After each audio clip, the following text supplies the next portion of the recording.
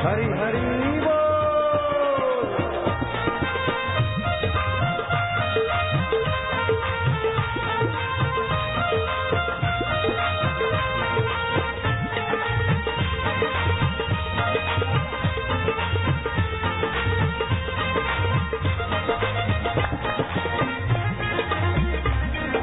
जय सिया राम, जय जय सिया राम, जय जय सिया राम।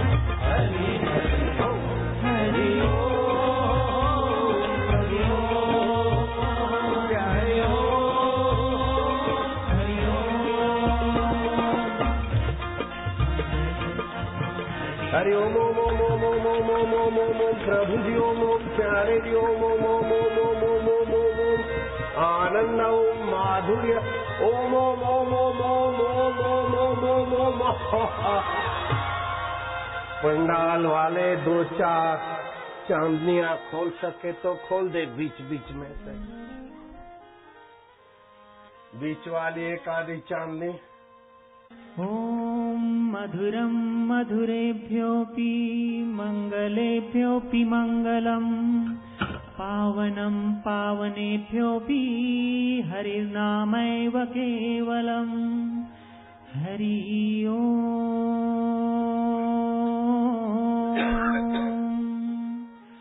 ॐ नित्योत्सवो भवेत्तेषाम्।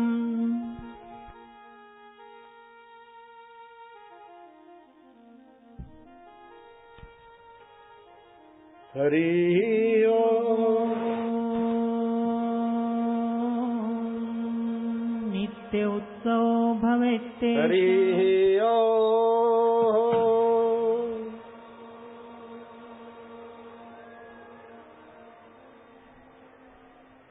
सर्वदा सर्वकालेषु नास्ति तेषाम् अमंगलम्, येषां हृदयस्थ भगवान मंगलाय तनोहरि।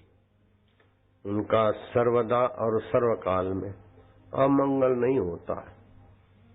जिनके हृदय में मंगलायतन हरि का महत्व है, हरि की सत्ता है, हरि की महत्ता है, अमंगल दिखते हुए भी मंगलता में बदल जाता है। दोपहर को श्रीधर स्वामी की बात कही थी, भगवान की वाणी को काट दिया। योगक्षेम वहामि हम, भगवान ने कहा था। इन्होंने भाव में आकर वहन क्या करेंगे भगवान? भगवान मजदूर थोड़े हैं, भगवान तो दाता है। योगक्षेम ददामी हम लिख दिया। भगवान आए, दोपहर के कथा में सुना था, खिचड़ी दे गए और श्रीधर की पत्नी ने सारी बात श्रीधर को सुनाई। उनको समझने में देर न लगी। जो पूर्व काल में इतने भोले थे कि माने का बेटा तेल ले आओ तो बर्तन भूल गए तो जूते में तेल ले जा रहे थे। विजयनगर के राजा ने अपने मंत्री को चैलेंज कर दिया, तुम बोलते हो मूर्ख से मूर्ख, अनपढ़ हो, मूर्ख हो, महामूर्ख हो, उसको सत्संग और गुरु मंत्र मिल जाए तो महान हो जाता है। तो ये जूते में तेल ले जा रहा है, इसको आप महान बना के दिखाओ। नरसिंह तापनी उपनिषद का गुरु मंत्र मिला और उन्होंने गीता पर टीका लिखी और गीता का ग्रंथ ऐसा सुंदर सुहावना सुप्रसिद्ध हुआ कि मेरे गुरुदेव उनकी टीका पढ़ते थे, श्रीधरी टीका। गीता प्रेस गोरखपुर संस्था ने न जाने कितने लाख या कितने करोड़ उनके नाम की गीताएं छपाई, उनकी टीका वाली। मधुसूदनी टीका और श्रीधरी टीका सुप्रसिद्ध है। तो थे तो पूर्व काल में वीआईपी अकल में, लेकिन भगवान का नाम और सत्संग ने उनको महापुरुष बना दिया। हम भी श्रीधरी गीता की टीका के आधार पर सत्संग की व्याख्याएं कर चुके कई बार। सर्वदा सर्वकालेषु नास्ति तेषाम अमंगलम, ये शाम हृदयस्थ भगवान मंगलाय तनु हरि। आप मिलकर बोलना। नित्य उत्सव भवे तेषाम, नित्य उत्सव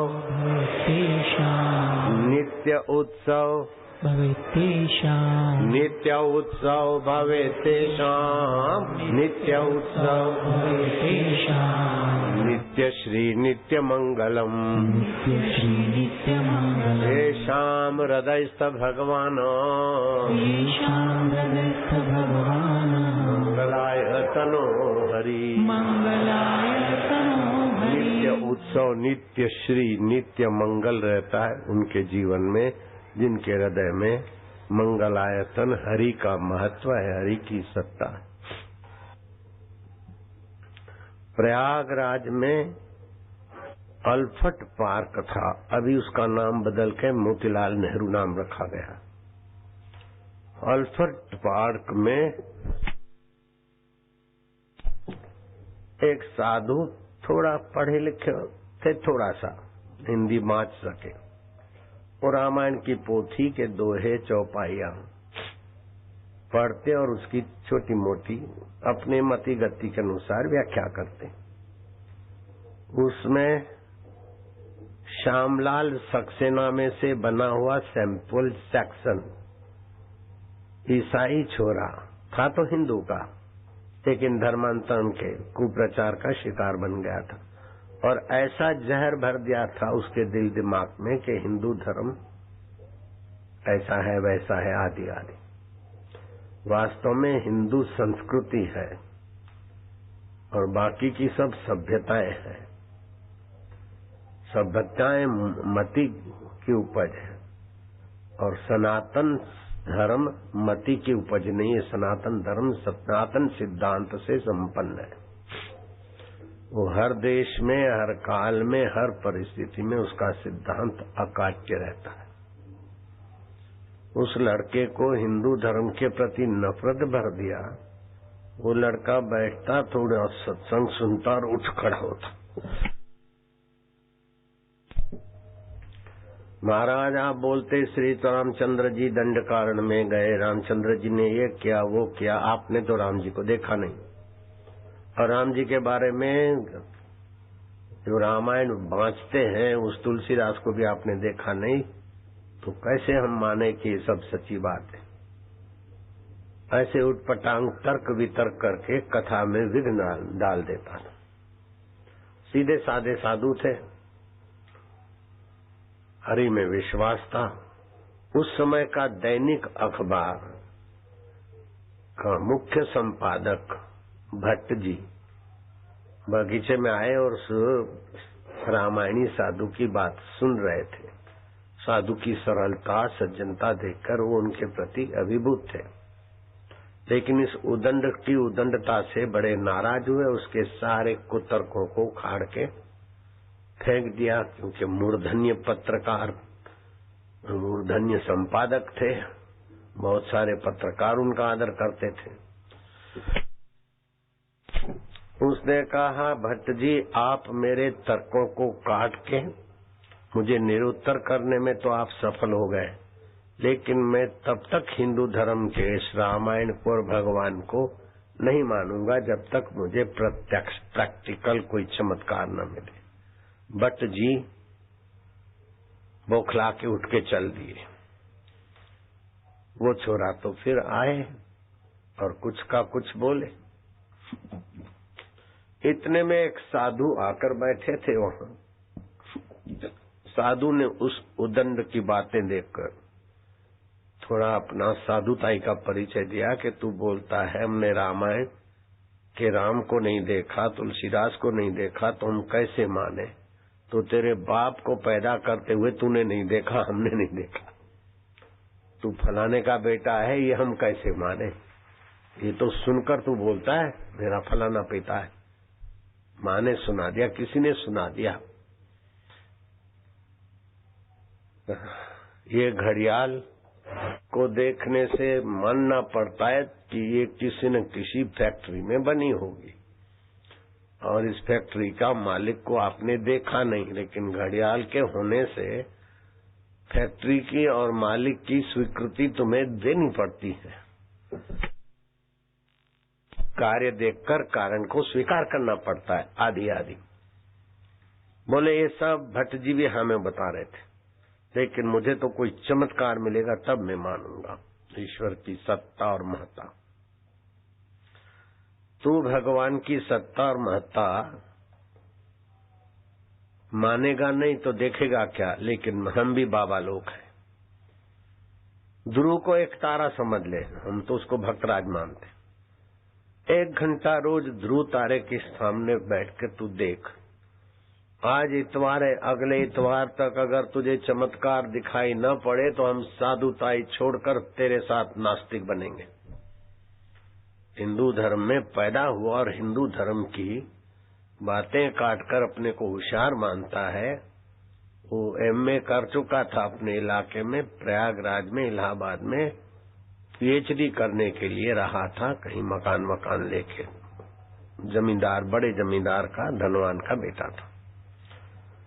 महाराज प्रॉमिस करता हूं मैं रोज 1 घंटा तारा देखूंगा, अगले इतवार तक मैं आऊंगा और तू सच्चाई से बोलेगा मैं साधु हूं, वचन का पक्का हूं। अगर तुझे भगवान ने कोई चमत्कार नहीं दिखाया तो मैं भी तेरे साथ हो जाऊंगा। जैसे तू निंदा करता है ऐसा मैं भी इस सनातन संस्कृति के निंदकों में अपना नाम दर्ज करा दूंगा। समझे? बोले हाँ महाराज समझे। दूसरे इतवार को एक लंबा लिफाफा उसने महाराज जी के चरणों में रखा और हाथ जोड़कर आंसू बहाते हुए कहा कि मैं गूंगा हो गया हूं, इसलिए मैंने ये पत्र पढ़ने का आपको कष्ट देना ही उचित समझा। मुझे आपकी उदारता पर विश्वास है कि मेरा लंबा पत्र आप जरूर पढ़ने की कृपा करें। पत्र में लिखा था कि महाराज रविवार रात, सोमवार रात, मंगलवार रात मैं ध्रुव तारे को देखता रहा। रविवार रात को कुछ थोड़ा सा लेटने के समय तारा तारा आंखों के आगे दिखे तो स्वाभाविक है। सोमवार की रात को बहुत सारे तारे दिखे, अदृश्य हो जाए, ऐसा भी हुआ। लेकिन ये तो मानसिक होता है। मंगल की रात को भी ऐसा हुआ, लेकिन बुधवार की रात को चमत्कार को भी चमत्कार लगे। ऐसी घटना घटी, मेरा पाला हुआ कुत्ता भौंकता हुआ मेरे शयन के कमरे में आ गया और जंप मार के वो मेरे पेट पे बैठ गया। मैं बड़ा उसको प्यार करता था, विश्वासु कुत्ता था। पीछे के पैर बैठ गए और आगे के पैरों पे वो खड़ा रहा। मैं देखा कि क्या करता है, तो उसने अपना मुंह मेरे कान के तरफ किया और मनुष्य बोले उस भाषा में वो मेरा पाला हुआ कुत्ता बोलता है कि ईश्वर की सत्ता और महत्ता में इससे बड़ा परिचय क्या चाहता है मूर्ख। जो मेरा कुत्ता मानुषी भाषा में मुझे डांट दे तो मुझे एक जर्क सी आ गई और मेरी जिह्वा पर लकवा मार गया। मैंने बहुत उपाय किए डॉक्टरों के, लेकिन ये असाध्य रोग है। महाराज अब कोई भी उपाय से मैं बोलने लग जाऊं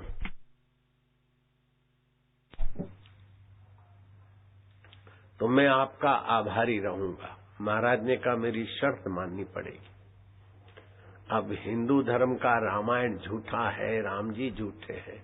हे मूर्ख, रामायण और राम के रचयिता को, राम को तुमने नहीं देखा, लेकिन रामायण और राम जी की उपासना करने से हमारा जीवन सही हो जाता है। लाखों करोड़ों लोगों का जीवन सही हो गया है, तो उनको तुम गलत मानने की धृष्टता क्यों कर रहे थे? गाय का मांस खाने वाले, दारू पीने वाले, पगारदार धर्म प्रचारकों की बातों में आकर तेरी बुद्धि भ्रष्ट हो गई है। उसने लिख कर दिया, बाबा आज से मैं सैंपल सैक्सन नाम को तिलांजलि देता हूं, मैं श्यामलाल सक्सेना अपना नाम रखूंगा। बस मैं बोलने लग जाऊं, बाबा प्रसन्न हो गए। बेटा सुबह का भूला शाम घर आए, भूला ना कहलाए। अब ध्रुव तारे को भगवान का भक्त है, भगवान के नाते किसी भक्त को देखने से भी हृदय में पुण्य स्रोत उत्पन्न होता है। पुण्य स्रोत उत्पन्न होने से जीवनी शक्ति का विकास होता है। स्वस्थ जीवन, सुखी जीवन, सम्मानित जीवन की रसधारा बहती। करेंगे मेरे राम जी के अगले इतवार के पहले ही तू अच्छी तरह से यहाँ आएगा और बोलेगा चालेगा। सिंपल सेक्शन में से बना हुआ पुराने नाम वाला श्यामलाल सक्सेना आखिर तो हिंदू माँ का दूध पिया था, हिंदू पिता के घर रहा था। गदगद कंठ से बाबा को प्रणाम करते हुए गया और दूसरे सप्ताह सभी लोगों ने देखा प्रयागराज।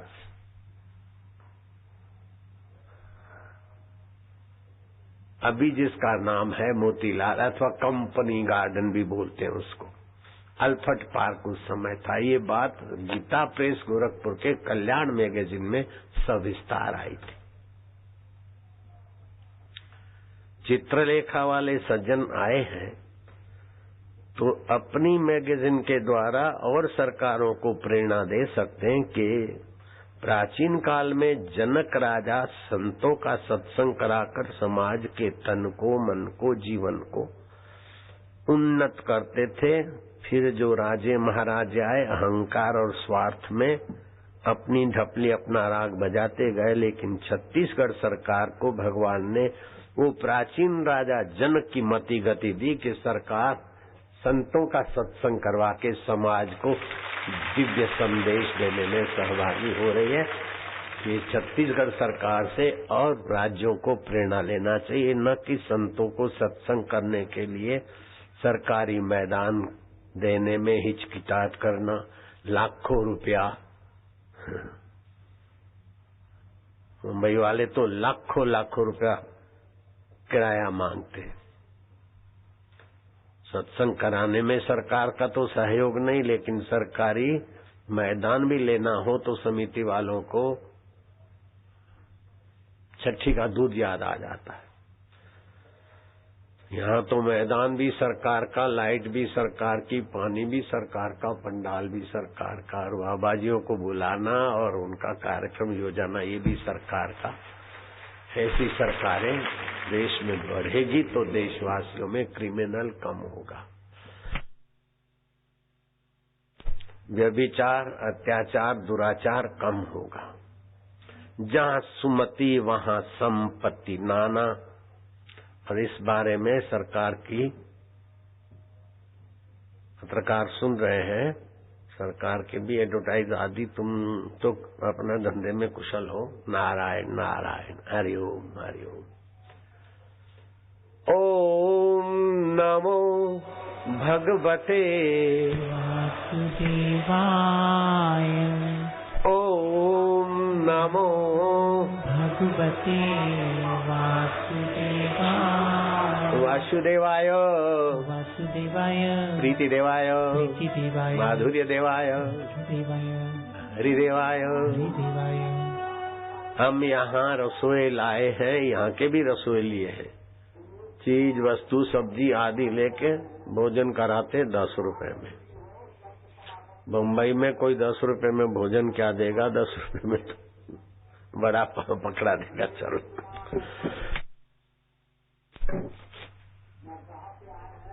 लेकिन हमारे से भी तगड़ी रमन सिंह सरकार है, 5 रुपए में भोजन कराती है। उनका भी चल रहा है अन्न क्षेत्र। तो ये आप हाईलाइट करना ताकि और सरकारों को भी कुछ सूझबूझ मिले तो आपके मैगजीन का और आपकी तपस्या का भगवान स्वीकार कर लेंगे। नारायण नारायण। 2-3 दिन से पट्टे बैठे यहाँ। बम्बई के चित्रलेखा नाम की पत्रिका है, उसके लिए यहाँ का सारा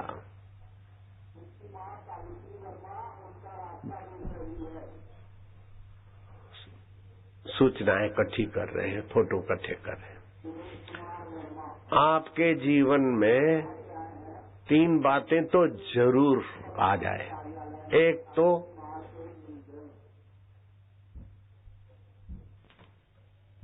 भगवान के स्वरूप का ज्ञान। भगवान के स्वरूप का ज्ञान सुनकर आपको आश्चर्य होगा कि भगवान जैसा कोई सुलभ तत्व ही नहीं। सबसे सुलभ और सबसे शाश्वत और स्वाभाविक अगर कोई चीज है तो भगवान है। जो सबसे सुलभ है, स्वाभाविक है, सहज है, उसको मूर्खता के वश हमने दुर्लभ, अस्वाभाविक, कठिन मान लिया। कोई कोई को भगवान मिलता होगा, हमें पता नहीं। जितनी चीज महत्वपूर्ण होती है उतनी चीज सुलभ होती है।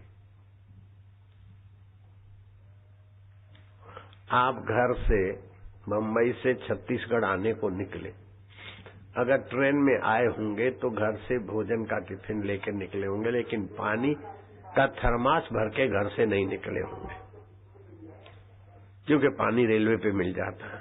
भोजन से महत्वपूर्ण पानी है। बिना भोजन के 4 दिन रह सकते, लेकिन बिना पानी के रहना कठिन है। तो भोजन से महत्वपूर्ण पानी है, लेकिन पानी आसानी से मिलता है। पानी से भी महत्वपूर्ण श्वास है। उस श्वास के लिए न बोतल लेनी पड़ती है, न थर्मास भरना पड़ता है, न टिफिन बनाना पड़ता है। और श्वास से भी महत्वपूर्ण तुम्हारा सच्चिदानंद आत्मदेव है। श्वास लेने वाले फेफड़े बाँ पुकार जाए, श्वासोश्वास की क्रिया बंद हो जाए, फिर भी तुम्हारा साथ नहीं छोड़ता और तुम्हें उसके पास जाना नहीं पड़ता, सदा तुम्हारे साथ रहता, उसका नाम है भगवान। भगवान शब्द के 4 अक्षर हैं भैया। भ जिसकी सत्ता से भरण पोषण हो, ग जिसकी सत्ता से गमनागमन होता है, व जिसकी सत्ता से वाणी स्फुरित होती है, न ये सब न हो फिर भी जो साथ नहीं छोड़ता, उसका नाम है भगवान।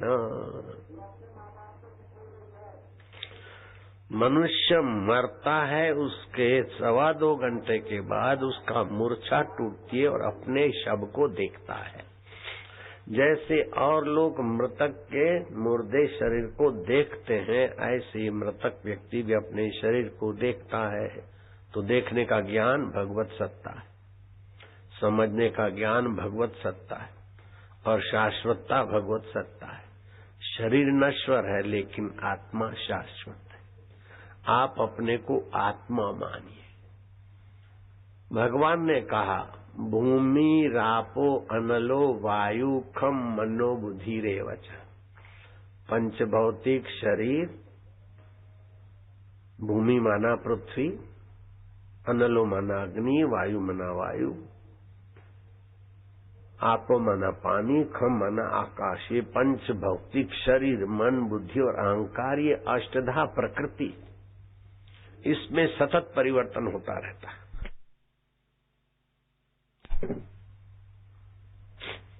मैं इससे भिन्न हूँ। तो भगवान ने अपनी भिन्नता बताते हुए ये कहा, ममैवांशो जीव लोके जीव भूत सनातन। ये जीव भी मेरे वंशज है और सनातन है। सनातन वस्तु मरती नहीं है, सनातन वस्तु मिटती नहीं है। सनातन वस्तु वाली प्रकृति भी मरती नहीं, मिटती नहीं, परिवर्तित होती है। दुनिया के सारे पत्रकार, लो चैलेंज कर रहा हूं, सारे उद्योगपति और सारे विज्ञानी मिलकर एक बालू के दाने को नष्ट नहीं कर सकते। हाँ, खरल में रगड़कर पाउडर बना देंगे, फूंक मार के आंखों से अदृश्य कर देंगे, लेकिन उसके कण नष्ट नहीं कर सकते। बीज को नष्ट नहीं कर सकते। बीज को बो दिया, बोले पौधा है, पौधा बड़ा हो बोले पेड़ है, पेड़ को काटा बोले फर्नीचर है, जलाऊ लकड़ियां है, लकड़ी जला दिया तो कोलसे है, कोलसे जला दिया तो राख है तत्व प्रकृति का सदा रहता। ऐसे ही पंचभौतिक शरीर अभी यहाँ दिखता है, फिर जलीय अंश में जल मिल जाता है, वायु अंश में वायु मिल जाता है, अग्नि अंश में अग्नि मिल जाता है, आकाश अंश में आकाश मिलता है।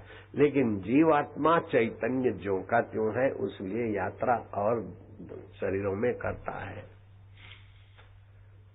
तो भगवान दूर नहीं ये पक्का कर लो, दुर्लभ नहीं पक्का कर लो, परे नहीं पक्का कर लो, पराए नहीं है पक्का कर लो। भगवान सुलभ है, सहज है। दूर और दुर्लभ की मान्यता ही भगवान को दूर और दुर्लभ कर देती। द्रौपदी ने कहा कि हे माधव,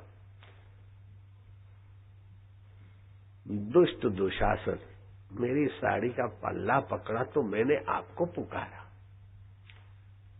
मैंने पुकारा, आप तुरंत प्रकट नहीं हुए, देर से आए तो मेरी कुछ साड़ी का हिस्सा वो खींचने में सफल हो गया। आपको तो आना ही था, तो जरा थोड़ा जल्दी आते तो क्या बिगड़ता था। श्री कृष्ण ने बहुत ऊंची बात कह दी, द्रौपदी तूने मेरे को हे अंतर्यामी करके बोला होता तो मैं उसी समय प्रकट होता, लेकिन तूने कहा हे द्वारकाधीश, तो द्वारका जाके आने में मेरा समय बिगड़ा, मुझे दूर माना। जब हेलीकॉप्टर का हादसा हुआ तो मैंने वैकुंठपति या द्वारकाधीश या कैलाशपति को नहीं बुलाया, उसी समय अपने चैतन्य का हाजरा हजूर का मैंने क्या किया वो मुझे पता है। हेलीकॉप्टर गिरता है, परखच्चे उड़ जाते भीड़ के बीच, और एक परखच्चा कई आदमियों को यमपुरी पहुंचा सकता है। और 3-3 परखच्चे उड़े होंगे और उसके टुकड़े उड़े होंगे, उसकी हेलीकॉप्टर की पूंछ करके कई टुकड़े हुए, और आगे का हिस्सा तो उसके तो महाराज पुर्जे अलग हो गए, और मैं और पायलट आगे बैठे थे और हमारा पुर्जा टनाटन। द्वारकाधीश को बुलाते तो कुछ गड़बड़ हो जाती, नाक मुंह हाथ पैर डैमेज हो जाते। उसी समय जो हाजरा हजूर था उसके साथ हमारा सीधा संबंध था। यदि वह संकल्प चलाए होनी भी टल जाए, राम परवाना भेजिया वाचत कबीरा रोए, क्या करूं तुम्हारी वैकुंठ को जहां साध संगत नहीं हो। अभी नहीं आना है और किसी को ले नहीं जाना है, काल वापस चले गए। आपके आत्मदेव में अथाह सामर्थ्य, अथाह बल। Every man is the god but playing the fool. सभी भगवान का स्वरूप है, सनातन स्वरूप। आपको भगवान भी नहीं मार सकते, सभी देवता मिलकर, सभी भगवान मिलकर भी आपको नष्ट नहीं कर सकते, मार नहीं सकते। और शरीर तो भाई पानी केरा बुलबुलाइए मानव की जात, देखत ही छुप जात है जो तारा प्रभात। शरीर का तो कोई भरोसा नहीं, लेकिन आपको तो प्रलय भी नहीं मिटा सकता है। प्रलय 4 प्रकार का होता है। दिन भर आपाधापी की और रात को गहरी नींद में सो गए तो दिन भर का लेना देना, मेरा तेरा, मकान दुकान दस्तावेज, सारी महत्ता पर सुहागा फिर गया ट्रैक्टर।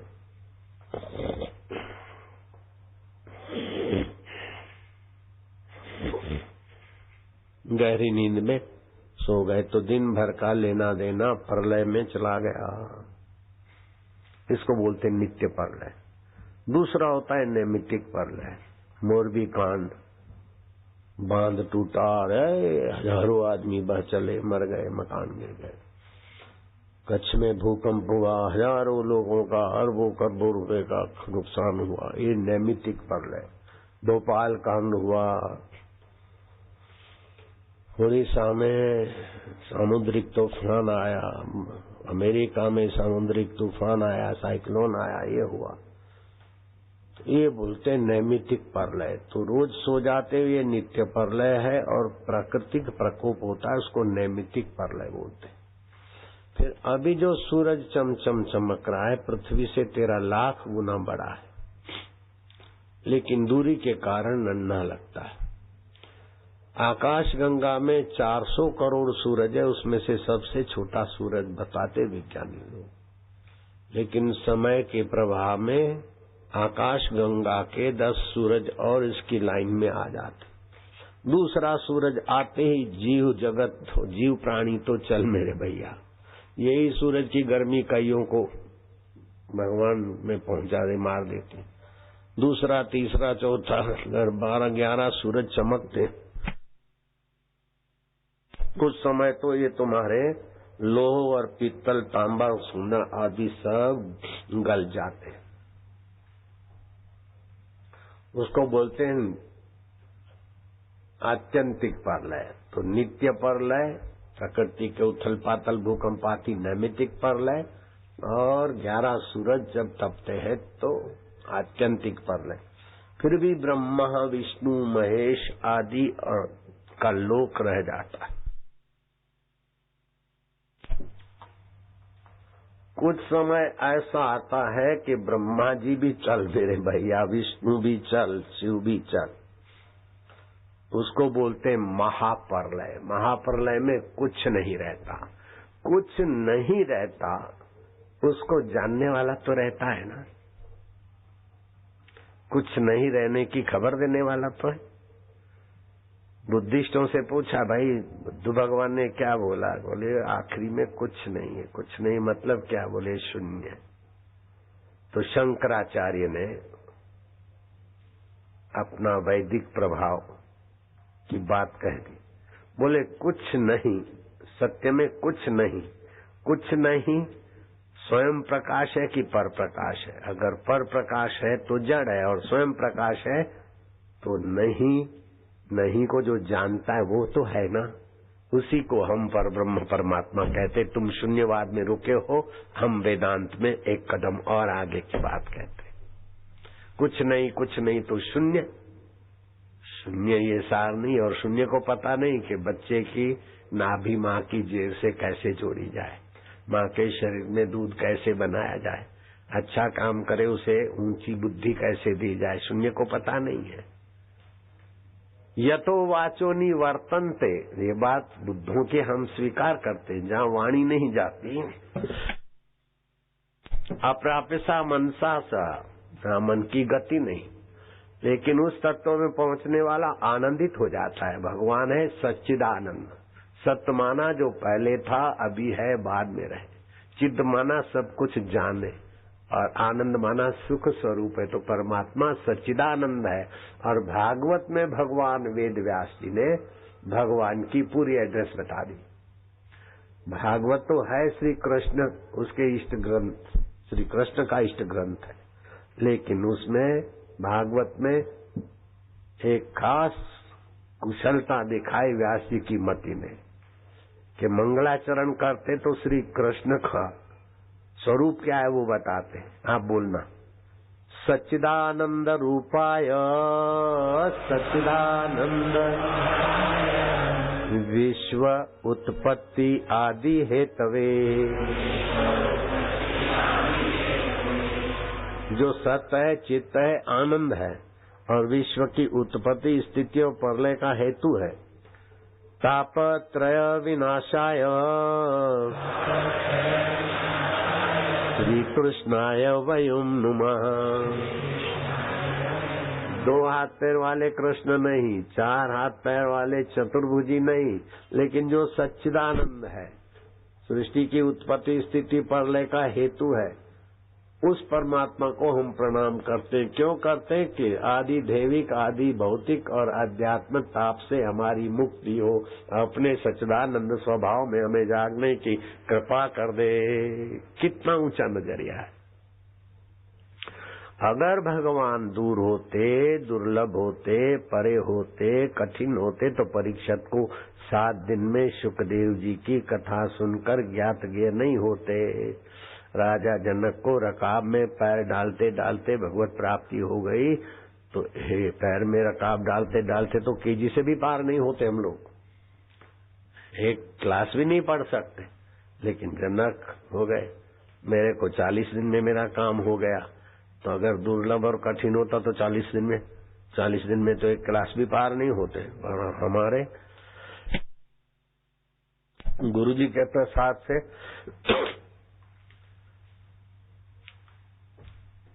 5 देशों में सर्वोपरि विद्वान रूप नारायण मेरा शिष्य है। मुझे कहता है, बाबा मैंने बीए बीएड किया, एमए एमएड किया, फिर पीएचडी किया फलाने फलाने विषय में, और कई मेरे शागिर्द पीएचडी मैंने कराए। मैंने डिलीट किया, और दुनिया के 5 देशों में आजकल में सर्वोपरि विद्वानों में मेरा नाम है। रूप नारायण मेरठ पे अभी हयात है, रिटायर हो गए। तुम्हें तो 3 पढ़ा हूं, लेकिन डिलीट पढ़े हुए मेरे शिष्य लगते। तो क्या है ये? भगवत सत्ता का महत्ता प्रत्यक्ष है कि नहीं है?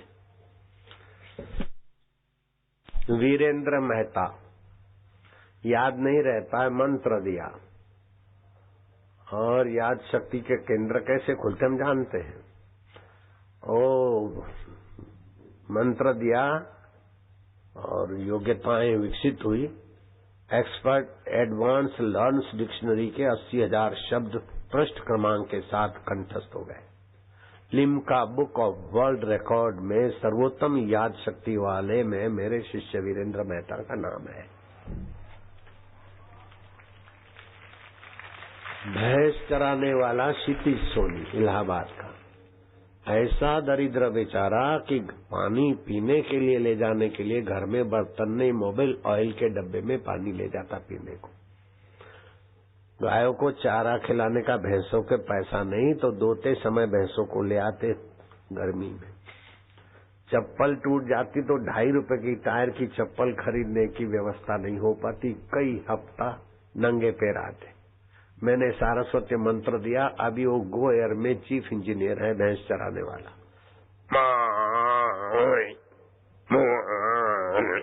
फोन करके पूछ सकते हो, 1,80,000 पगार मिलता है, और अपनी अब चार्टर्ड एयरलाइन भी खोली है। हेलीकॉप्टर चाहिए, चार्टर चाहिए तो भैंस चराने वाले से कांटेक्ट करो। अजय मिश्रा, पिता मर गए, पढ़ने में जरा रुचि नहीं, लापरवाही, मार्क अच्छे नहीं आए स्कूल में। जनकपुरी में रहने वाले विद्यार्थी का नाम निकालने की धमकी दी, मेरे से मंत्र दिलाया। गो अपना नोकिया कंपनी में ग्लोबल प्रोडक्टर मैनेजर के पद पर है, 47 लाख रुपया उसको मिलता है। अभी फोन करके पूछ सकते हो।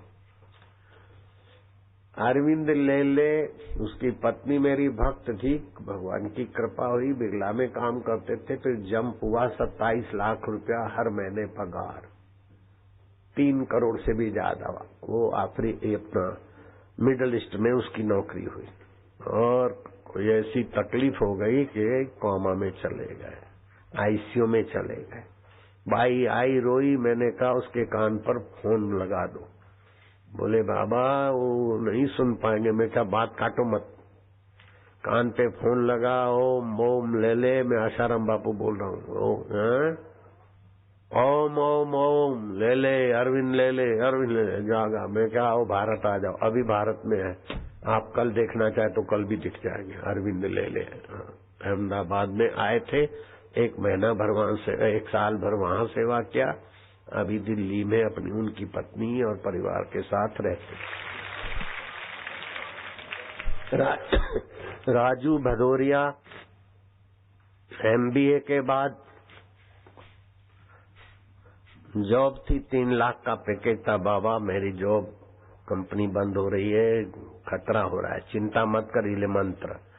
वो कंपनी बंद हो उसके पहले दूसरी कंपनी का ऑफर आया, 42 लाख रुपया पैकेज। 3 लाख का पैकेज बंद हो उसके पहले 42 लाख का पैकेज उसको मिलना शुरू हो गया। राजू भदौरिया, कलकत्ता, रिलायंस की बीमा कंपनी के 3 जिलों का वो मैनेजर है। अगर मैं झूठ बोलूं तो तुम अभी मरो।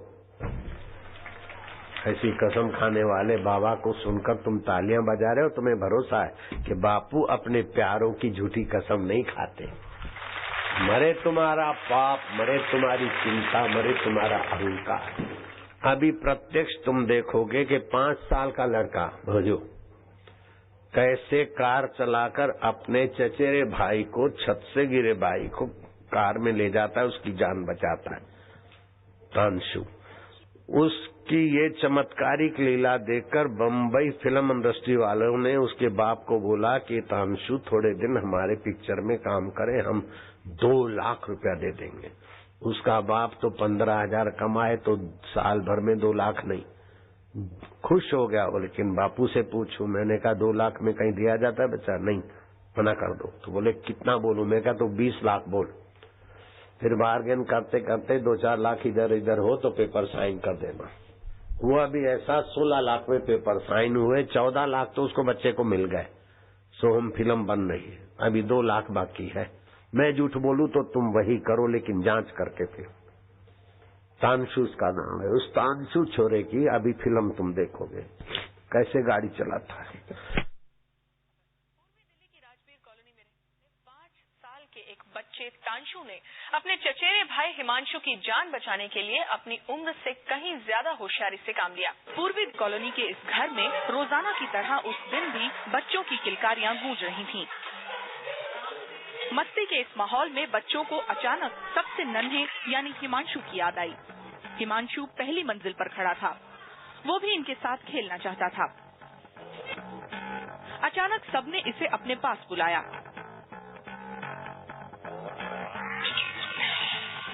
3 साल का हिमांशु खेल में जल्दी शामिल होने की कोशिश में धड़ाम से नीचे कूद गया।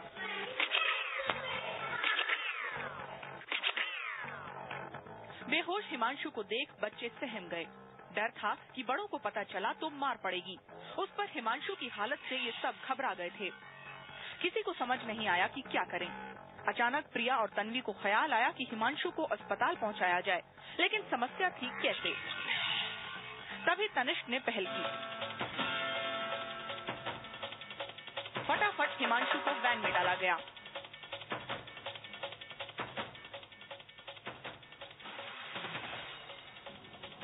पांच साल का ड्राइवर है, सारस्वती मंत्र लिया हुआ।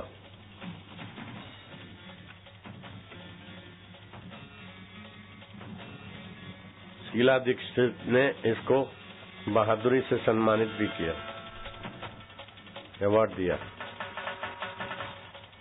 मुख्यमंत्री दिल्ली की।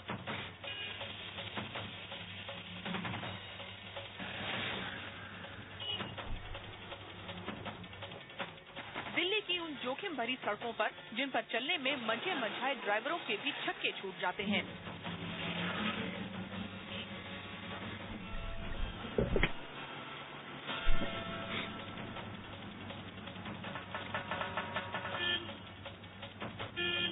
अपने चचेरे भाई की जान बचाने की सुध के आगे उसने इस बात की परवाह नहीं की कि वो कितने जोखिम भरे सफर पर चल रहा था। आते जाते कुछ लोगों ने टोका तो कुछ हैरानी से बस ताकते रहे।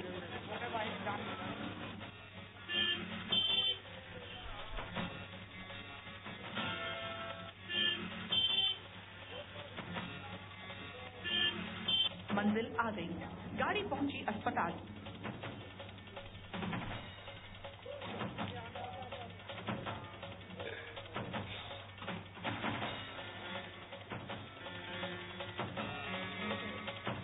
हर कोई हैरान था।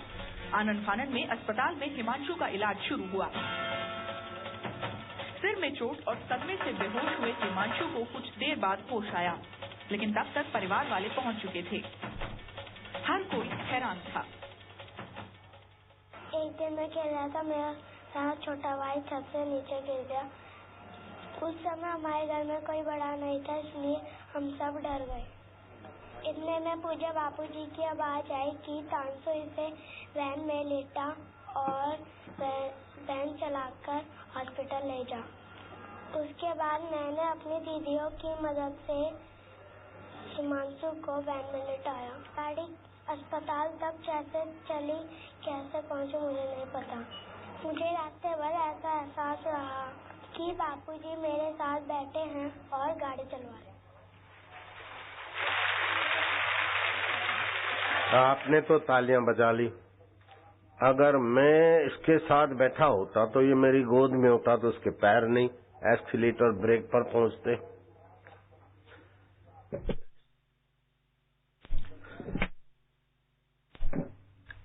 अगर मैं चलाता तो मैं दिखता, इसके पैर नहीं दिखते। लेकिन ये बच्चा झूठ भी क्यों बोलेगा? तो आपको इसका थोड़ा अनुसंधान करना पड़ेगा कि जैसे मंत्र लेने से, सिम कार्ड मिलने से आपका मोबाइल सैटेलाइट से जुड़ जाता है और दुनिया के किसी भी घर में, ऑफिस में, दुकान में, बंदे के कान में तुम्हारी बात पहुंच जाती है सिम कार्ड के प्रभाव से। ऐसे ही उससे भी सूक्ष्म गुरु मंत्र होता है। गुरु और शिष्य का संबंध जुड़ जाता है। कभी कठिनाइयां, कोई ऐसी अवस्था होती तो गुरु की चेतना उसको प्रेरित कर देती। और उसको महसूस होता है कि ऐसा है। निगुरे का नहीं कोई ठिकाना, 84 में आना जाना, यम का बने मेहमान, सुन लो चतुर सुजान, निगुरा नहीं रहना। राजा नृग बड़े प्रसिद्ध थे, बड़े बुद्धिमान थे, लेकिन नुगरे होने के कारण मरने के बाद किरकिट हो गए थे। राजा भरत अजनाब खंड के सम्राट, उनके नाम से इस देश का नाम भारत पड़ा, लेकिन मरते समय हिरण में प्रीति, हिरण की याद आई, हिरण हो गए। प्रेसिडेंट अब्राहम लिंकन मानवतावादी थे, मैं उनको मान से देखता हूँ, फिर भी वहां की मीडिया के आधार पर मुझे कहना पड़ता है कि वो प्रेत होकर व्हाइट हाउस में कभी कभी दिखाई देते। गुरु दीक्षा के बिना आप कई चेतना पर ब्रह्म परमात्मा के साथ एकाकार होने में कठिनाई होती। इसलिए भगवान राम ने भी गुरु किए थे, भगवान कृष्ण ने भी गुरु किए थे। महाराष्ट्र में नामदेव महाराज हो गए, और नामदेव महाराज को जब ज्ञानेश्वर, सावता माली, गोरा कुंभार, मुक्ताबाई आदि संतों ने मिलकर परीक्षा में उनको कहा कि तुम कच्चे घड़े हो, तो नामदेव रूठ गए। माझा विठ्ठला लवकर या, माझा पांडुरंगा लवकर या, तुमचा नाम या तो मला बुलाते। नामदेव की पुकार प्रार्थना से भगवान विठ्ठल प्रकट हुआ करते थे। नामदेव ने कहा, माझा विठ्ठला, मेरे विठ्ठल, मुझे ये संत लोग मिलकर कच्चा घड़ा बोलते।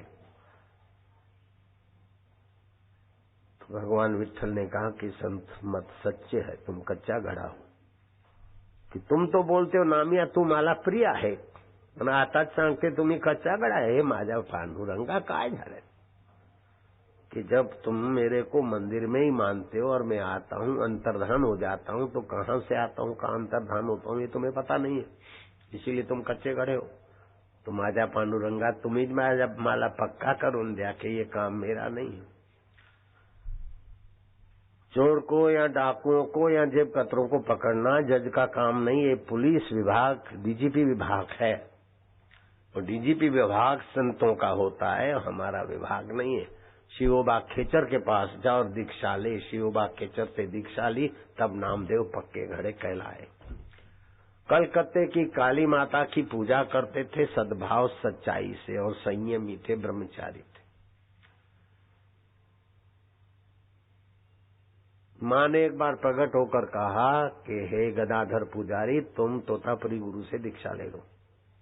माँ, तुम्हारा दर्शन होता है, मैं गजरा लाता हूँ, सुगंधी है कि नहीं सूंघता हूँ, फिर तुमको देता हूँ, तुम अपने बालों में लगाती हो वेणी, चुट्टे में, कभी कभी हाथों में कंगन के नहीं पहनती हो, फिर मुझे गुरु करने की क्या जरूरत है?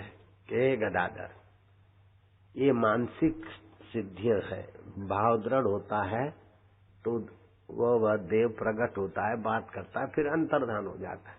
लेकिन मन से 2 शरीर और परे है, सभी के 5 शरीर हैं, अन्नमय शरीर, प्राणमय, मनोमय, विज्ञानमय, आनंदमय। तो तीसरे शरीर की तुम्हारी यात्रा है, 5 शरीर से पार पर ब्रह्म का साक्षात्कार। जो राम का आत्मा है, कृष्ण का आत्मा है, वही तुम्हारा आत्मा है। ये साक्षात्कार तो गुरु के ज्ञान से ही होगा। तोतापुरी गुरु के ज्ञान में जब गदाधर तदाकार हुए तो राम का आत्मा, कृष्ण का आत्मा वही ये जीवात्मा है, ये साक्षात्कार हुआ तो गदाधर पुजारी का नाम पड़ा रामकृष्ण परमहंस। देखो लेटेस्ट समाचार है, रामकृष्ण परमहंस गदाधर में से बने थे। तो नामदेव कोई साधारण व्यक्ति नहीं थे। गोदावरी को महाराष्ट्र में सभी नदी को गंगा बोलते, और वो थोड़ा आपको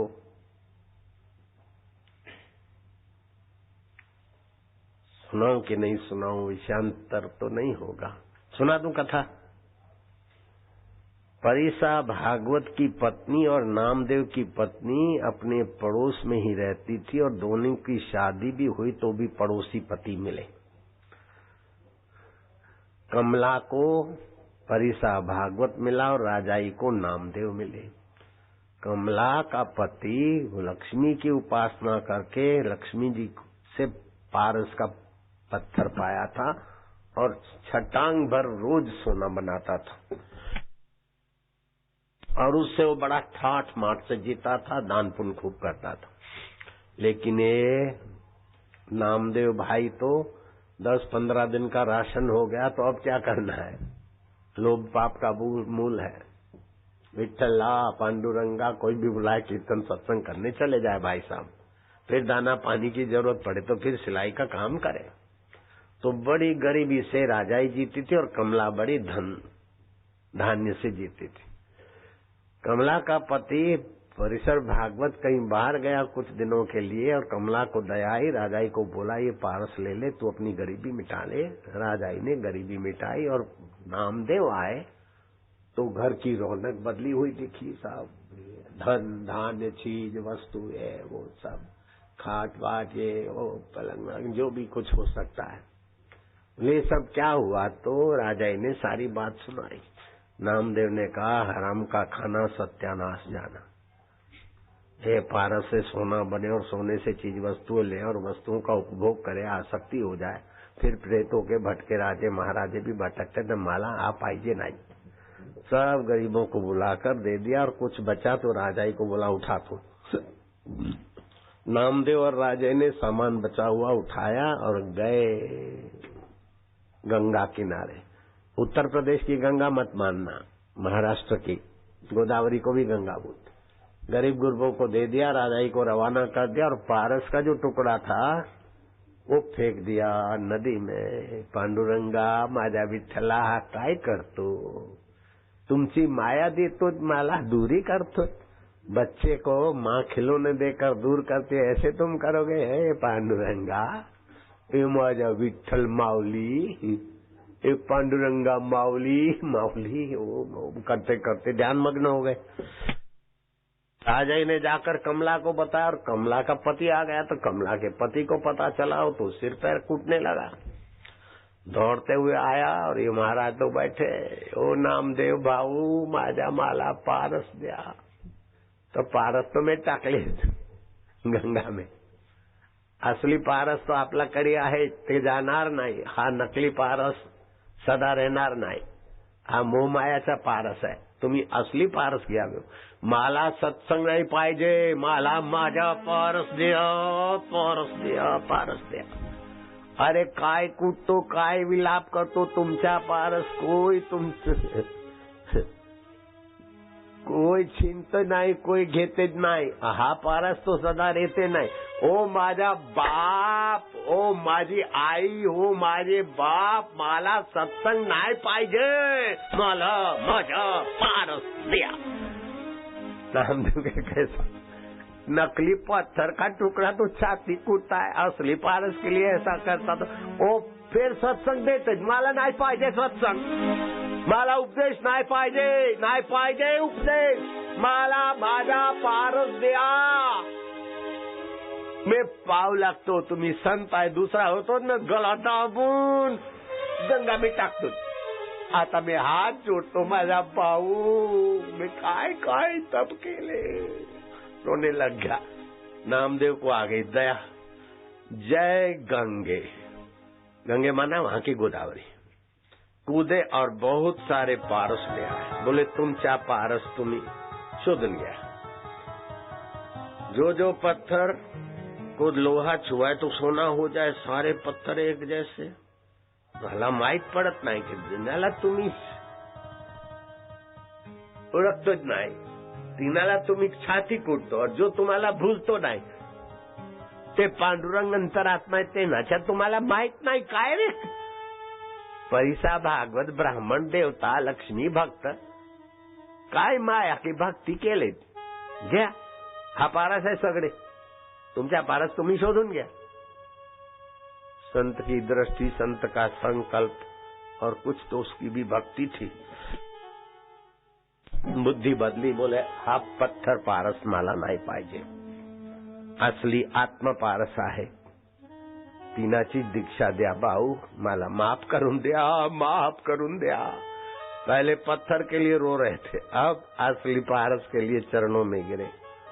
परिसा भागवत नामदेव के प्रथम शिष्य हो गए।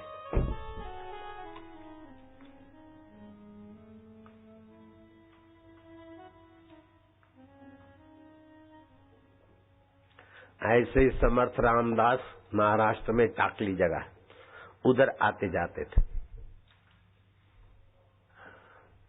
तो गोदावरी नाम की बहू कुलकर्णी की के बेटे की पत्नी, बेटा कुलकर्णी का मर गया, विधवा हो गई।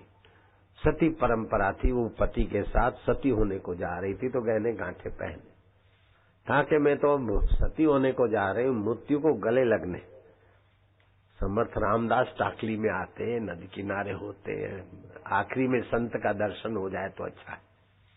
तो नजर डालते डालते समर्थ रामदास नदी किनारे ध्यानस्थ दिखे।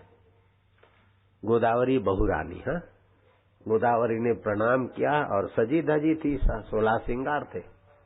समर्थ रामदास की आंखें बंद थी, प्रणाम किया तो सुहागिन का चित्र देखा।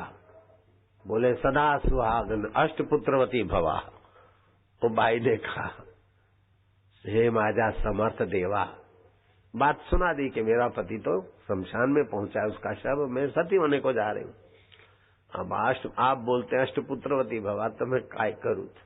अरे जिसने बुलवाया वो सब करेगा, तुम्हारे पति के शव को बुलाओ।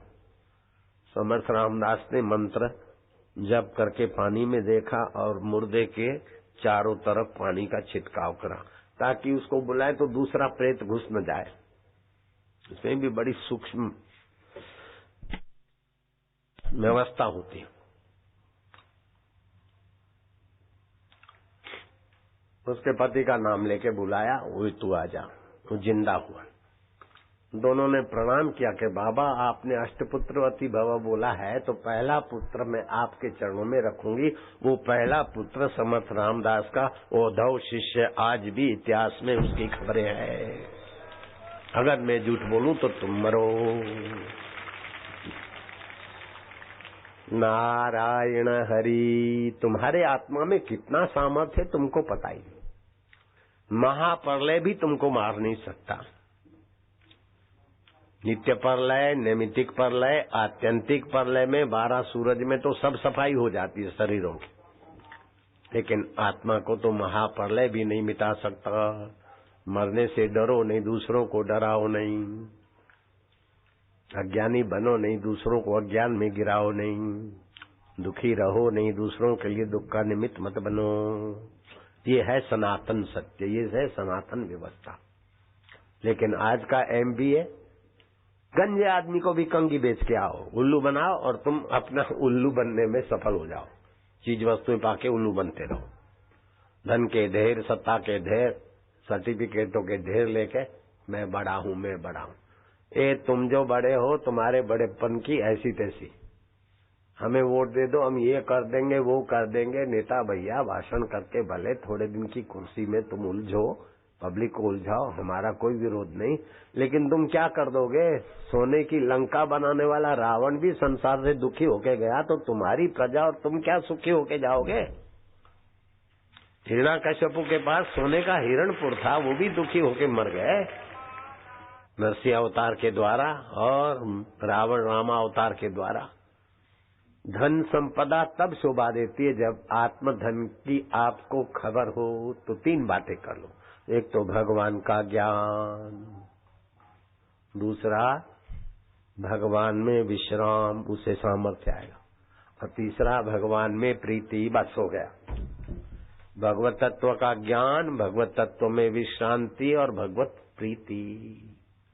तो भगवत रस मिलेगा ने तो संसार में आदमी क्रिमिनल कब होता है? जब नीरस होता है। नीरस व्यक्ति को पान मसाला, सुरा सुंदरी, दुराचार, व्यभिचार, कुछ भी करो मजा लो। शिव जी कहते हैं, उमा राम स्वभाव जेहि जाना, ताहि भजन तजी भाव न आना। जिसने अंतर्यामी राम का स्वभाव जाना है, अपने चैतन्य का, वो उसका रस छोड़कर दूसरे किसी भाव में फंसेगा नहीं। राज्य होगा, लेकिन राज्य का अहम नहीं होगा। रावण में और राम जी में ये फर्क है। राम जी को राज्य का अहम और राज्य का भोग सुख नहीं, सेवा करके उपयोग करते हैं, और रावण भोग भोग कर उपभोग करते हैं। तो जगत की वस्तुओं का उपभोग करना फंसना है, उपयोग करना मुक्त होना है। भोजन करो लेकिन उपभोग की दृष्टि से खाओगे तो ज्यादा खाओगे।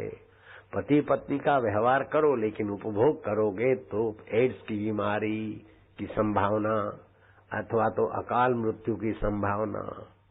संयम से रहोगे तो पत्नी भी स्वस्थ, पति भी स्वस्थ, बच्चे भी स्वस्थ। अमावस्या, पूर्णिमा, होली, दिवाली, सूर्य ग्रहण, चंद्र ग्रहण, शिवरात्रि, जन्माष्टमी, इन दिनों में पति पत्नी का व्यवहार करने से विकलांग संतान ही पैदा होती है।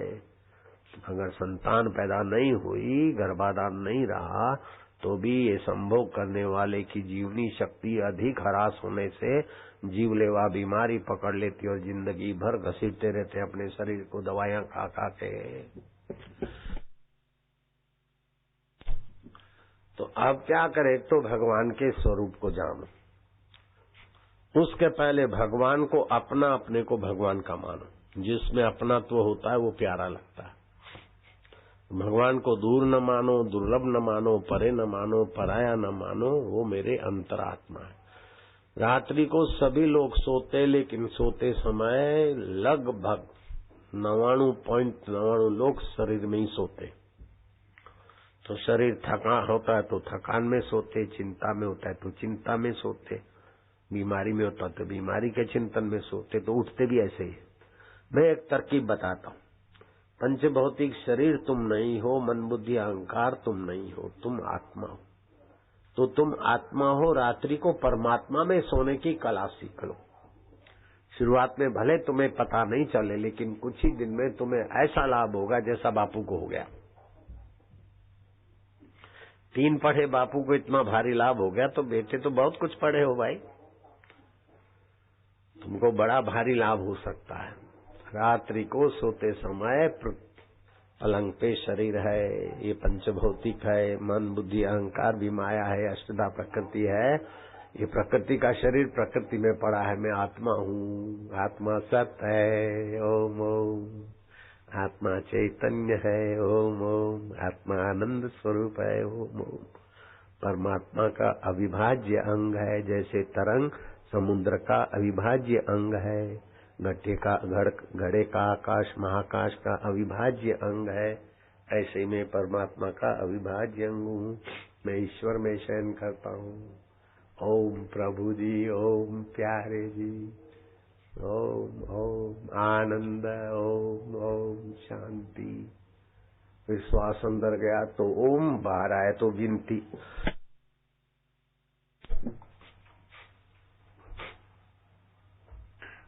श्वासोश्वास की गिनती में आप अंतरात्मा में कुछ ही दिनों में पहुंच जाओगे। तो सोएगे अंतरात्मा में तो उठोगे कहाँ से? कमरे में सोओगे तो रसोई घर से नहीं उठोगे, कमरे में सोओगे तो दुकान से नहीं उठोगे, जहाँ सोए हो वहीं से उठोगे। आत्मा में सोए हो तो सुबह आत्मा परमात्मा से उठा हूँ, परमात्मा सत है तो मैं भी सत हूँ, चेतन हूँ, आनंद हूँ, ओम। आज का व्यवहार में परमात्मा की स्मृति बनी रहेगी। तो भगवान कहते जो मेरा स्मरण करता है, मेरा ज्ञान पाता है, उसके लिए मैं सुलभ हूँ। तस्याहम सुलभम पार्थ नित्य युक्तस्य योगिना। जो नित्य युक्त होता है योगी, उसके लिए मैं सुलभ हूँ। शबरी के लिए भगवान सुलभ हो गए, धन्ना जाट के लिए सुलभ हो गए, रैदास चमार के लिए सुलभ हो गए, और भी कई लोग अनपढ़, उनके लिए भगवान सुलभ हो गए, पढ़े लिखो सुलभ हो गए। मेरी नानी मर गई थी, शमशान में ले गए और हिली, तो रस्सियां काटी और पैदल चल के घर आई।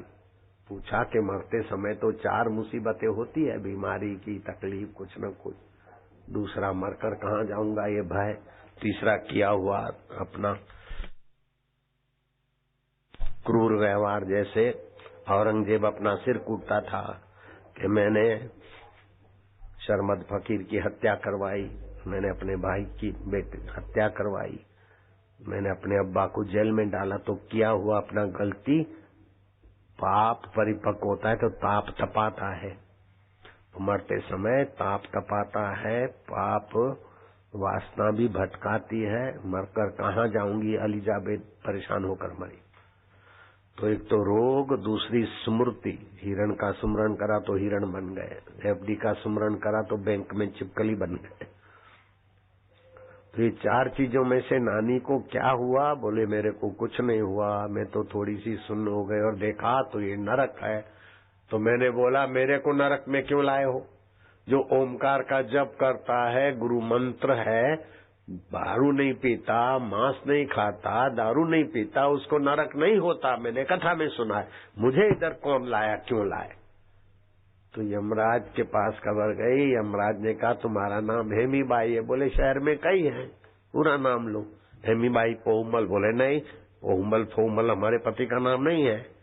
तो क्या नाम है? बोले प पे है।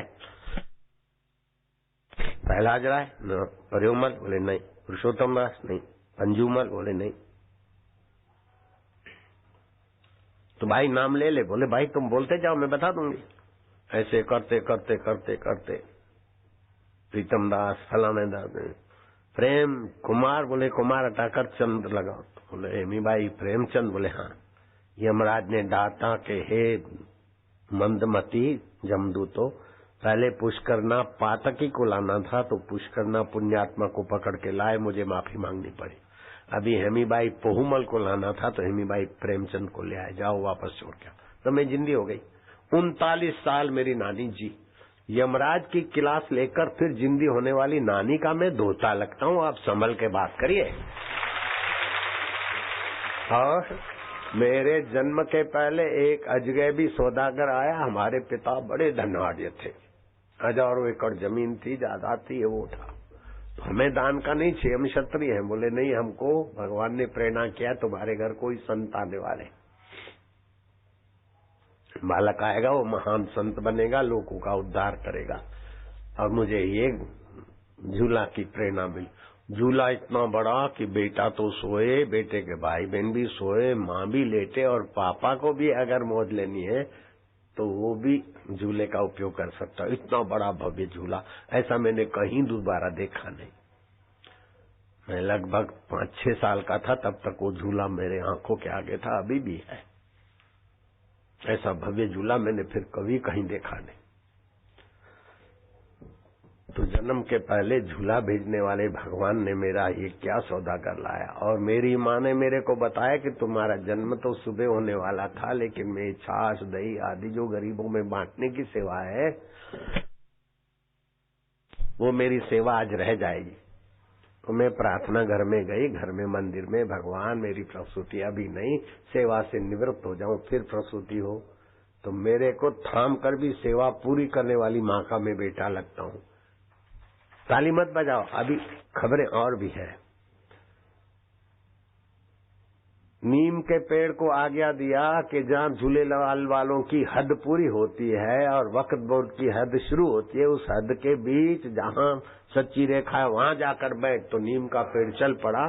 तो वक्त बोर्ड के लोग और दूसरे मुसलमान लोगों ने मत्था टेका, और आज से तुम लीलाराम नहीं लीलाशाह हो, ऐसे गुरु का चेला लगता हूँ। लेकिन खबरें और भी है। पहले मेरे 2 करोड़ शिष्य थे, 2 करोड़ श्रोता मेरे पक्के थे। लेकिन ये कुप्रचार वालों ने करोड़ों रुपया देकर न जाने कितना कितना देश विदेश में अनजान लोगों को भी मेरे नाम की खबर दे दी। तो अभी कितने करोड़ मेरे भक्त हो गए उसकी संख्या ही नहीं। इतनों का तो मैं बापू लगता हूँ। अभी ताली बजाओ। इसलिए संभल कर रही हो भैया। हाँ, अब आप देखना हेलीकॉप्टर का हादसा, और कैसे हेलीकॉप्टर के हादसे में परखच्चे उड़ जाते और सब बाल बाल बच जाते हैं। ये भी देखना भगवान का चमत्कार। दिखा दो जरा देर में। करिश्माई ब्रह्मज्ञानी संत है। आज यह बात पूरी दुनिया के सामने है। हाल नहीं बचती, 2 हाथ से ताली नहीं बचती। वो बोला होगा कहीं, वहां से उठाकर उसने डाल दिया।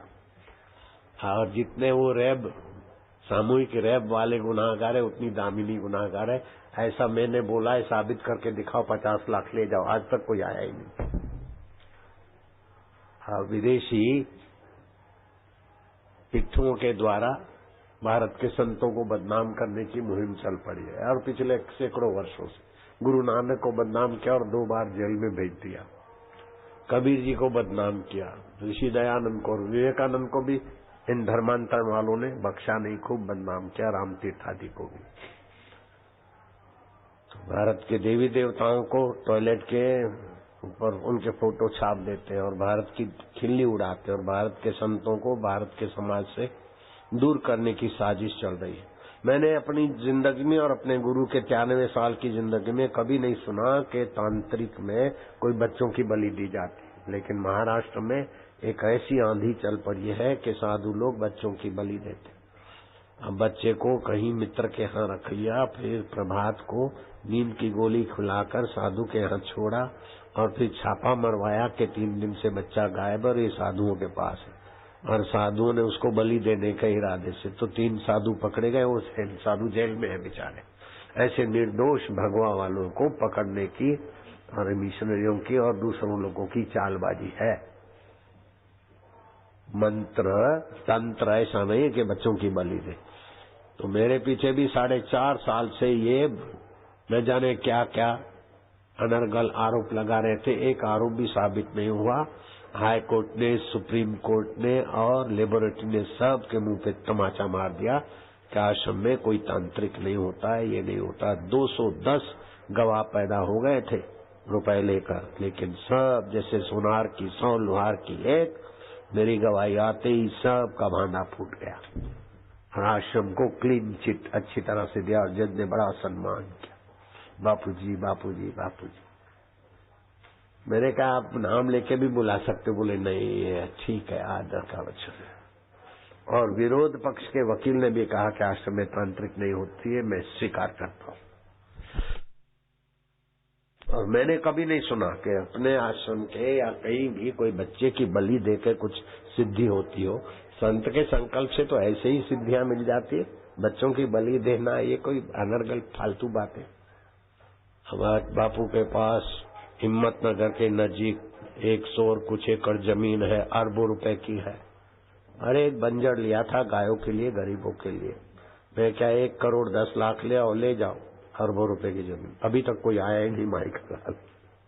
बोलने में क्या जाता है, बिकाऊ मीडिया वाले कुछ भी बोल दे पैसे लेके, तो इससे क्या होता है। लेकिन अच्छे मीडिया वाले भी तो है, मेरी सच्ची बात भी पहुंचाने वाले भी है ना संजन। हरिओम हरिओम। आप उसी लाइन में रहना। चलो, माल्यार्पण द्वारा पूज्य बापू जी का स्वागत। का दर्द, दृष्टि मंदता, अनिद्रा, थकान, स्मृति भ्रंश, कैंसर, शुक्राणु की कमी, लेकिन राग पहाड़ी उस सारी मुसीबतों को मार भगाने वाली ऊर्जा पैदा कर देता है। वापस गाएंगे राग पहाड़ी। रस स्वरूप है जोगी की वाणी, सुखमय और हितकारी। रस स्वरूप है जोगी की वाणी, सुखमय और हितकारी। भक्तों का मंगल करती ये मधुर है और बड़ी प्यारी। भक्तों का मंगल करती ये मधुर है और बड़ी प्यारी। जोगी रे क्या जादू है तुम्हारे प्यार में। जोगी रे क्या जादू है तुम्हारे जोग में।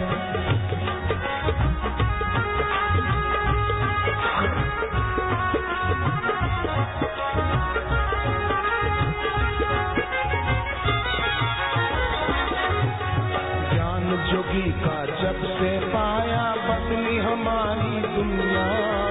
ज्ञान जोगी का जब से पाया बदली हमारी दुनिया। हर दिन पर्व है, हर पल उत्सव, आई है असली खुशियाँ। हर दिन पर्व है, हर पल उत्सव, पाई है असली खुशियाँ। जोगी रे क्या जादू है तुम्हारे प्यार में। जोगी रे क्या जादू है तुम्हारे जोग में।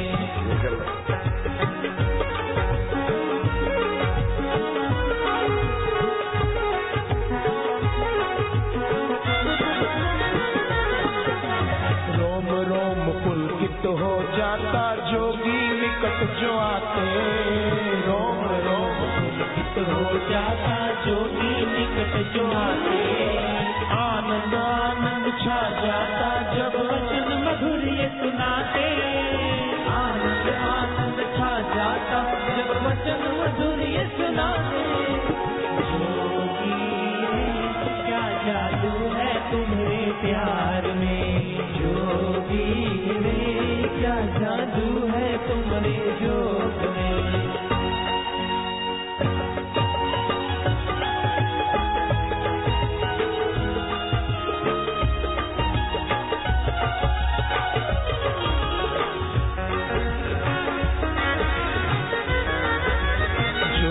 दर से खुशियाँ ऐसी देखी न कहीं सुनी है। जोगी के दर से खुशियाँ ऐसी देखी न कहीं सुनी है। नित्य दिवाली लगती जब से जोगी की राह चुनी है। नित्य दिवाली लगती जब से जोगी की राह चुनी है। जोगी रे क्या जादू है तुम्हारे प्यार में। रे क्या जादू है तुम्हारे जोग में।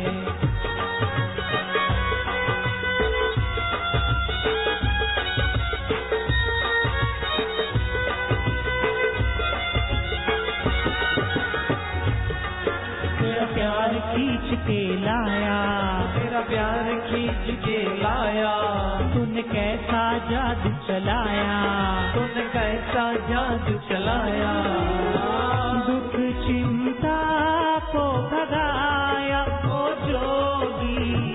दुख चिंता को भगाया मेरे जोगी। जोगी रे क्या जादू है तुम्हारे प्यार में। जोगी रे क्या जादू है तुम्हारे जोग में।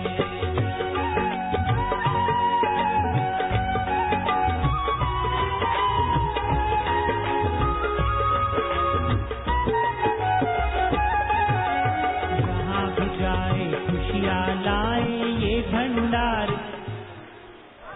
नारायण।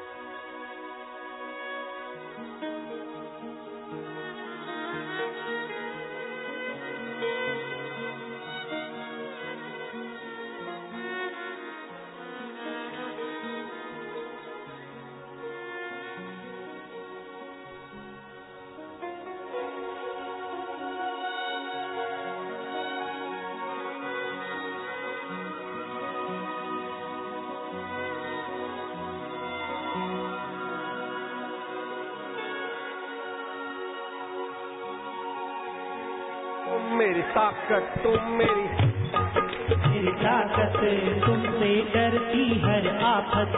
तुमसे डरती हर आफत। बिगड़ी सब की बनाए ओ जोगी। बिगड़ी सब की बनाए मेरे जोगी। जोगी रे क्या जादू है तुम्हारे प्यार में। जोगी रे क्या जादू है तुम्हारे जोग में।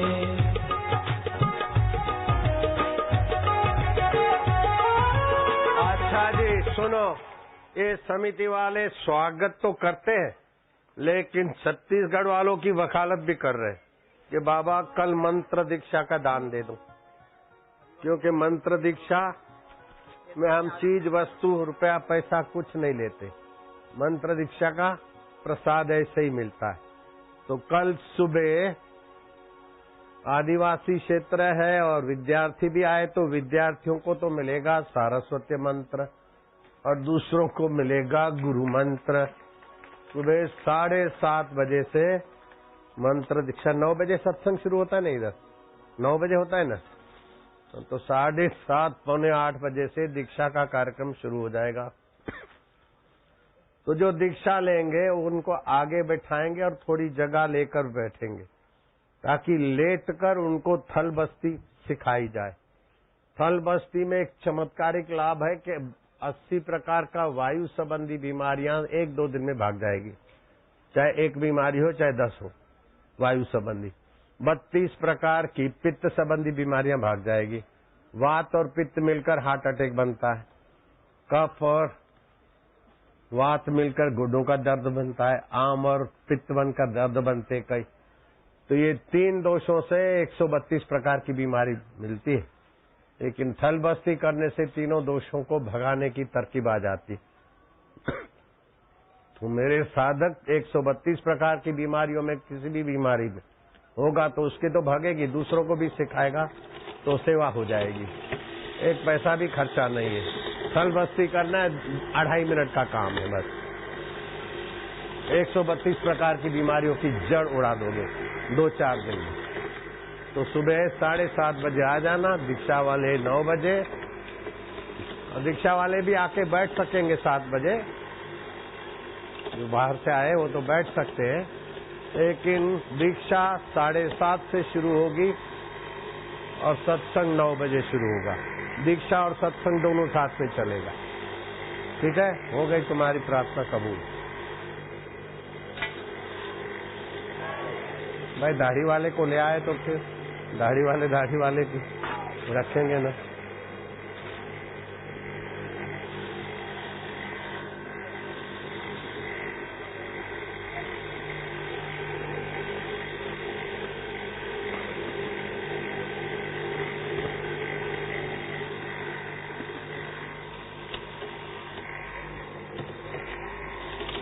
और साधु लोग भी सुन ले, कल पलाश के फूलों के रंग से होली छत्तीसगढ़ से शुरू होगी।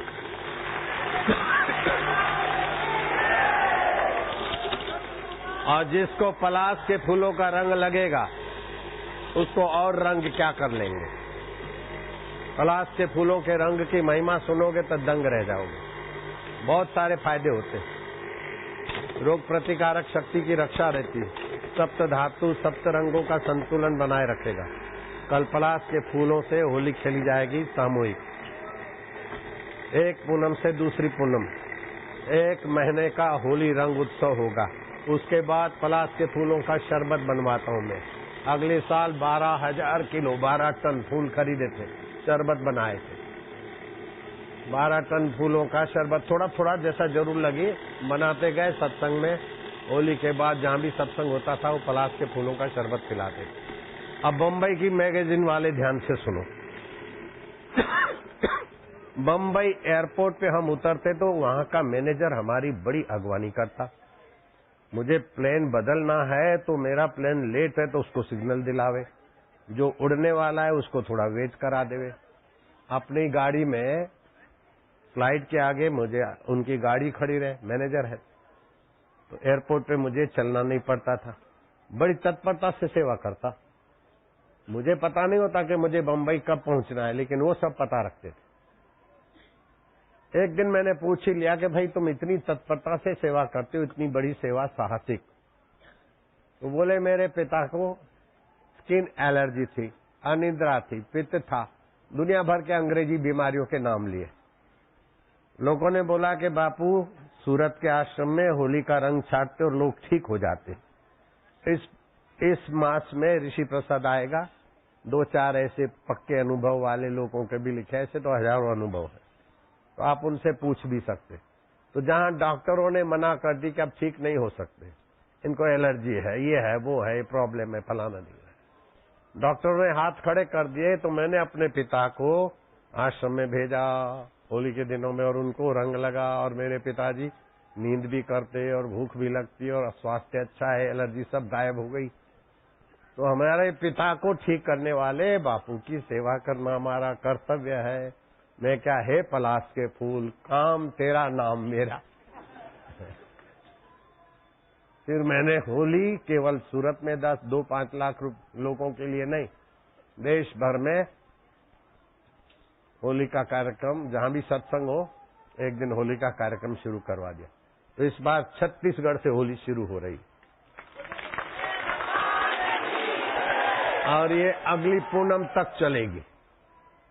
1 महीने की होली पूनम के 2-3 दिन बाद तक चलेगी। 30 दिन या जहां भी सत्संग होंगे होली का छिटकाव होगा। और फिर पलाश के फूलों का शरबत। तो पलाश के फूल कैसे भी शरीर में लगते हैं जाते हैं तो अपनी जीवनी शक्ति की बढ़ोतरी करते हैं और गर्मी को झेलने की ताकत देते हैं, चिड़चिड़ापन हटाते हैं और भी कई फायदे मैंने कई बार बोले। अच्छा, मैं एक चक्कर मार के आता हूं, मेरे ग्राहक इंतजार कर रहे हैं।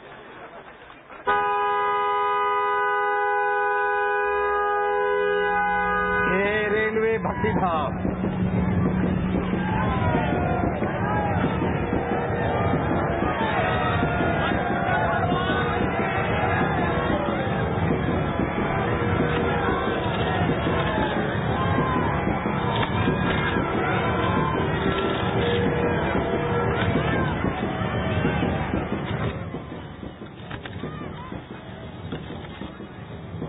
अरे सुगंधी आ रही है।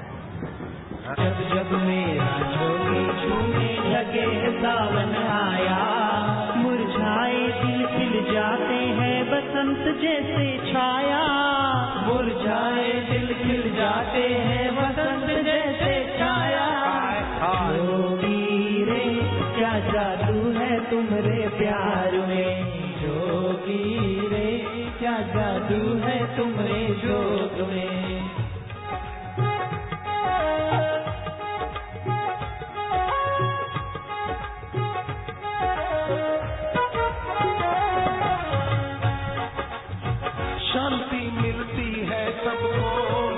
सच्चा प्यार है, हो शांति मिलती है सबको, मिले सच्चा प्यार है। दुखियों के दुख है मिटते, महिमा अपार है। हो दुखियों के दुख है मिटते, महिमा अपार है। सार्थक है मेरा जीवन जोगी बस तेरे चिंतन में। सार्थक है मेरा जीवन जोगी बस तेरे चिंतन में। श्रद्धा रहे अखंड तेरे चरणों में, हो जोगी श्रद्धा रहे अखंड तेरे चरणों में।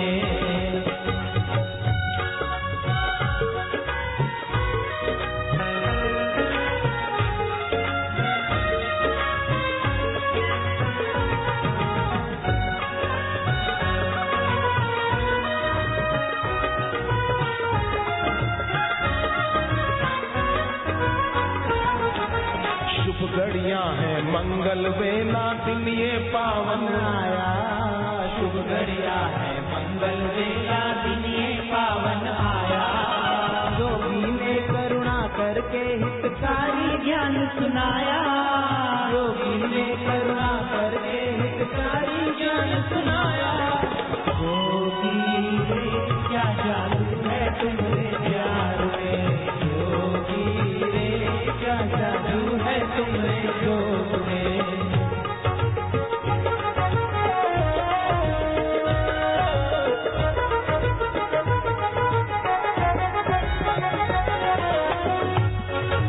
बिन मांगे सब मिल जाता जोगी की शरण में आके। बिन मांगे सब मिल जाता जोगी की शरण में आके। सारे मनोरथ पूर्ण होते, दिल में प्रीति बढ़ा के। सारे मनोरथ पूर्ण होते, दिल में प्रीति बढ़ा के। जोगी रे क्या जादू है तुम्हारे प्यार में, जोगी रे क्या जादू है तुम्हारे जोग में।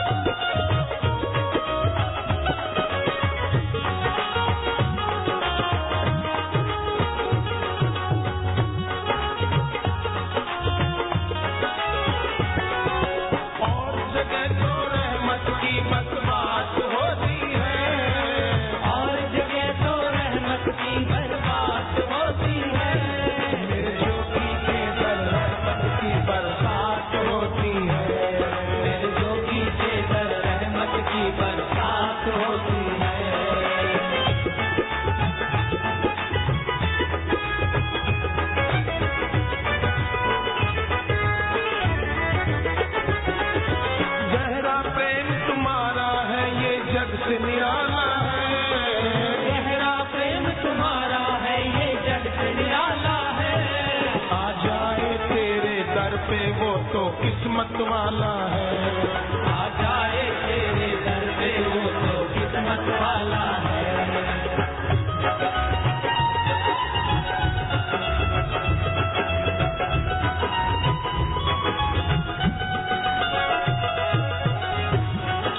मंगलकारी जग में जोगी नाम तुम्हारा है।